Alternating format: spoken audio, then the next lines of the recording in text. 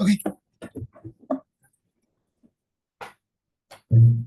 Okay, thank you, Xia, and very happy to join this seminar. And saying in fact, I'm a new one to this society, and our group is focusing on the remote sensing research, and we want to give a standardization of the SAR data analysis.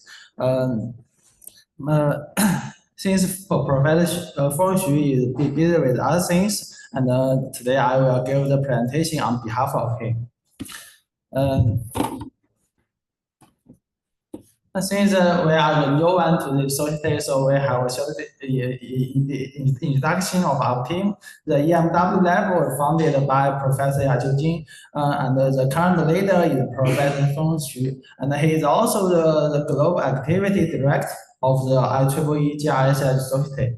And considering our team, and there are more than 30 professors and 200 students. And our research focuses on the microwave remote sensing, target recognition, and electromagnetic scanning. Today's report contains the following 5 parts. And first, I will give the introduction. And we know the synthetic aperture radar realizes two-dimensional imaging by using the coherent accumulation.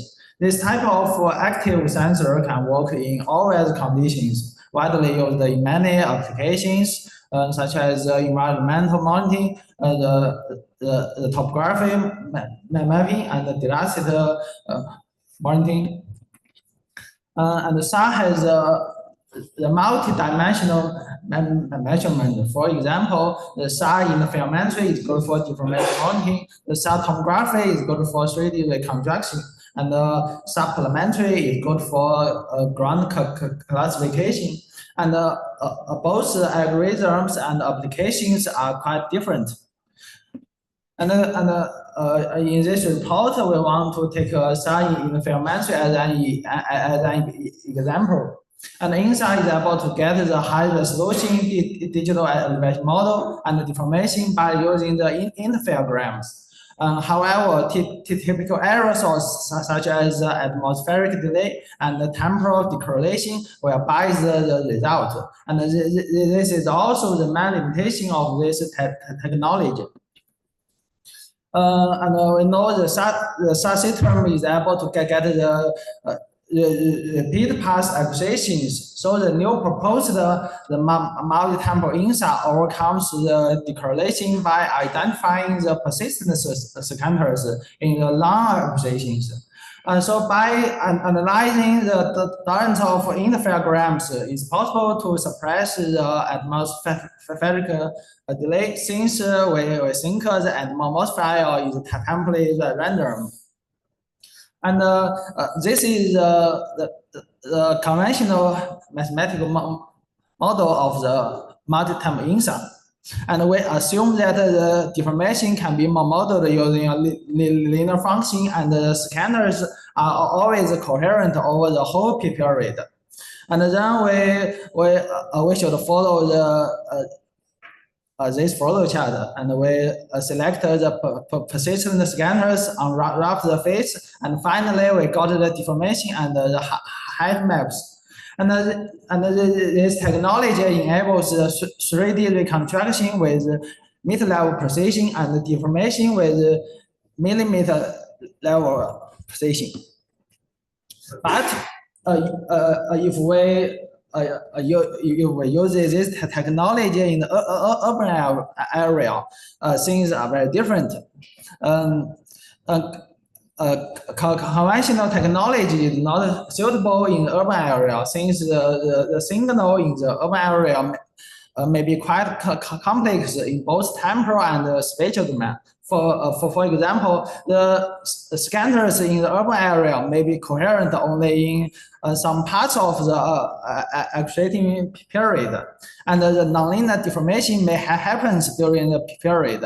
And the previous two assumptions, and the two assumptions, one is linear deformation, and the other one is long-term coherent. and they are all fails in the urban area. And the third difficulty is that the poor precision of the radar scanners will increase the difficulty of the deformation interpretation. So we should have a solution for a multi-time INSA in the urban area. The first difficulty is the use of the long-term coherent assumption. It will lead to the loss of persistent scanners. So we use amplitude change detection to identify the step time, and then the coherent time subset is classified by its location of the step times, and then we developed the adaptive phase unwrapping and to get the deformation, and we validated the method using the multi-temporal type X data, and it's clear that the use of the temporal coherent scanners can improve the density of the measurement, especially in the urban construction area. And in the local area with surface changes, we found that the scanners are suffering from the very similar step times. So we also use both ascending and descending data for the validation. And we found that the TCS detection shows a very similar result. So such comparison shows the reliability of the proposed method.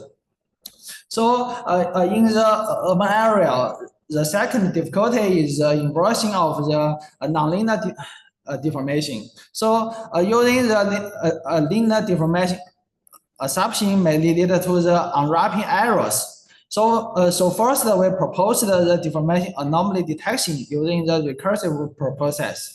And based on this framework, we could separate a different type of we could separate different type of anomalies. For example, this is a surface change, and this is a deformation anomalies. And the conventional use of INSA, we only focus on the spatial anomalies. We're trying to find the scanners with a very large velocity, but now we can detect the temporal anomalies for the scanners with the deformation trend changes in the time series. And we also give the quality control for anomaly detection. We have two strategies using either MDD or detection power, and the simulation-based demonstration gives the validation, and it shows that the use of more accessions will improve the detection power. So if the noise level of the SAR image is very high, we should use more accessions in the recursive process. And in the recursive process, the combined use of both amplitude and phase is very necessary. For example, the detected anomalies can be either amplitude or phase anomalies. We found that the two types of anomalies are independent, and combined use of amplitude and phase will significantly reduce the false alarms in the detected anomalies. And in addition to the anomaly detection, we also found that the proposed recursive process has the ability of nonlinear deformation inversion, and different from the conventional way. And this new way, you use the linear deformation assumption in the initialization and the phase continuity assumption in the updating process. And here are the comparisons of the results, and it's very clear that the phase unwrapping has a better performance if the nonlinear deformation is very significant. And we can see since this deformation time series, the correction of the phase unwrapping errors will give us a better estimation. And regarding the nonlinear deformation, and there are many types of nonlinear deformations. So we should have a classification of them, and then we can have a better performance in the deformation anomaly detection. So, and this is an example. If we use the conventional multi-temporal INSA, we only found the linear deformation. And if we use the new one, and we can get the nonlinear deformation. And its capability of the nonlinear deformation inversion will decrease the first alarms of the anomalies. And for the third difficulties in the urban area is the deformation interpretation. The proposition of the radar scanners will bias its coordinates. So then we can use external data such as the LiDAR data, and it's possible to decrease the uncertainty of the radar scanners. We can correct its coordinate offset and link the radar scanners to its most likely point cloud. And here are the results. And the original scanners have a very poor precision, and it's hard for the users. So using the new way, and we can have a better understanding of the deformation patterns. So, and we can see the process is quite complex. But so it's very necessary to have a standard for the multi-temporal INSA in the urban area. And we know the quality of the SAR data and its corresponding products are very important for its application. So we always have the standards in the ISO society. We always have the three standards. Two are confirmed, and the other one is still on the way. And the first one is for the geocoded SAR and INSA data. And then the second one added the radiometric calibration, and especially for the subpolarimetry. And in fact, a current SAR system has a multi-dimensional measurements. So the new standard added the multi-aspect, the multi-tempo, and multi-frequency features. But these standards didn't link the algorithms to the typical applications. So while the applications is very important to the process, and the inversion of the INSA data is always a year-post problem. So the prior information is required. So the algorithm is always a suboptimal, but optimal for the typical application. And there are many multi-tempo INSA algorithms, and they have a varying performance in different applications. For example, if we want to get the deformation in the land side, we should use the sparse, and if it's for the urban area and for the building, and we should use the PSI, the TCP INSA, or the Tom PSI. So it's necessary to link the process to the typical applications. And in China, we have the specification for the multi-temporal INSA, and the first one is the definition of the time series INSA data. And the newest one is the specification of the crust deformation, but the deformation monitoring in the urban area is more difficult than the crustal deformation. And in the practical application, the product is very important for different types of users, and for researchers. It will give a consistency between different data sets and simplify the pre-processing and calibration. And for engineering, it will lower the cost of the software development and gives a higher precision and reliable service. And for the users, and they will have more confidence about this technology. And we have designed a standardization of the multi-time inside in the urban area. And at first, we should have some definitions for such system and for such data and for the processing. Before the process, we should have these considerations. And since the deformation monitoring is a temporal acquisition, so we should get the repeat pass acquisitions. And the data set should be the single look complex data, and we should accumulate more than 30 acquisitions.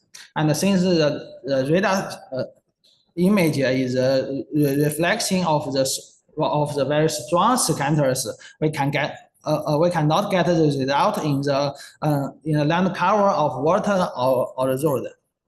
And in the urban area, we should use a high resolution side image. And in the process, we should follow the 4 steps: the data preparation, the data processing, the quality control, and the results. And the first part is the data requirement, and we need the repeat pass data set and precise orbit data. And for the sub data, we prefer X-band data, and the distribution of the interferograms should include both long and short baseline. And if we have the external data such as data or GNSS data, and it's better to use this data for the validation. And then we will process the data, and we divided the whole process into 3 different things.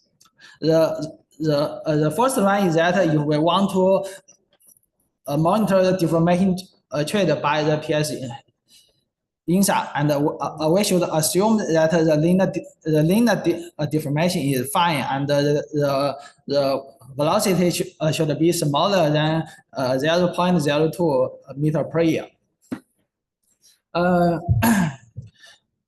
If the area may include the surface changes, we should use the TCS INSA, and we should add the additional steps of the change detection before the INSA processing. And if the linear deformation assumption fails, and we should use the third strategy, it's recursive INSA. And so we should have more acquisitions because the whole processing is divided into two parts: the initialization and the data updating. And then we have a typical indicator for the quality control for the multiple INSA. And in the pre-processing, we should focus on the the coherence, the distribution of the baseline, and during the process, we should focus on the distribution of the persistent scanners, the temporal coherence of the deformation time series, and the homogeneity of the step times, and the spatial temporal consistence of the unwrapped phase. And in the validation, and we should compare the velocity and the time series to the external data. And then we can get the output.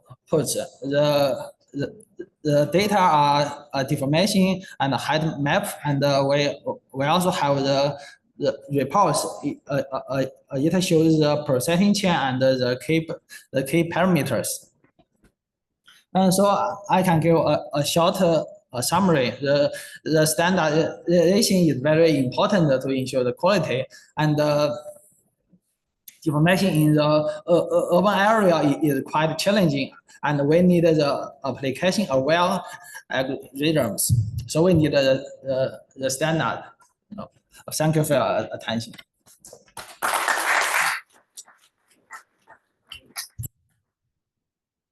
That was great. Thank you very much indeed.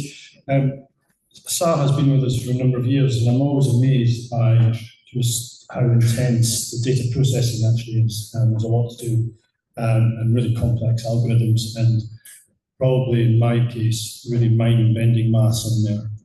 But what you get out of it is incredible. Satellites that can produce data regardless of the weather and produce all the products that we should. So really interesting to see that you're using LiDAR data as well, combine the two. You'd probably pick the two most intense data processing, apart from hyperspectral imaging. I think you're probably about there in terms of intensity. But really, really good to see the work, and I absolutely agree with you on standards. As we mine more and more information from that data, then we need to sort of encapsulate that into a standard, and then the whole science keeps moving on, and then decide what we're going to do next. So, yeah, so thank you very much indeed. Thank you.